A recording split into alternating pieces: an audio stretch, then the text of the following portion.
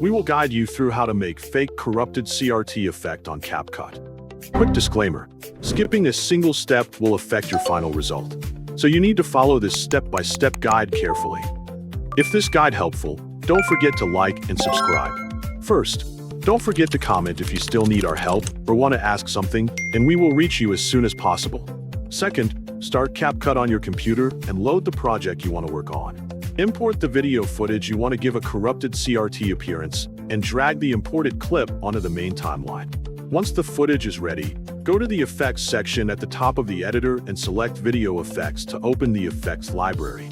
Find the TV category in the Effects menu and browse through the available television-style effects. Apply the TV colored lines effect to your footage to introduce colored lines and an initial CRT-style appearance. Return to the TV category and search for 1998 or TV lines. Then add the 1998 or TV lines effect to create a stronger scanline appearance across the footage. Next, open the Retro category from the Effects sidebar and browse through the available retro-style presets. Apply the Sharpen effect to make the footage look more intense and emphasize the details within the distorted image.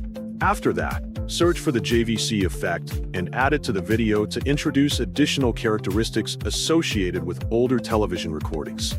Arrange the effects on the timeline according to the sections of the video you want to modify. Adjust the length of each effect layer by trimming its edges to control exactly when the CRT appearance becomes visible and when it disappears.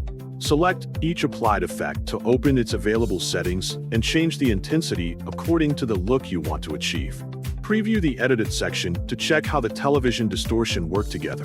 Fine-tune the individual effects until the footage resembles a corrupted or damaged CRT recording, with convincing television lines and distorted visual details.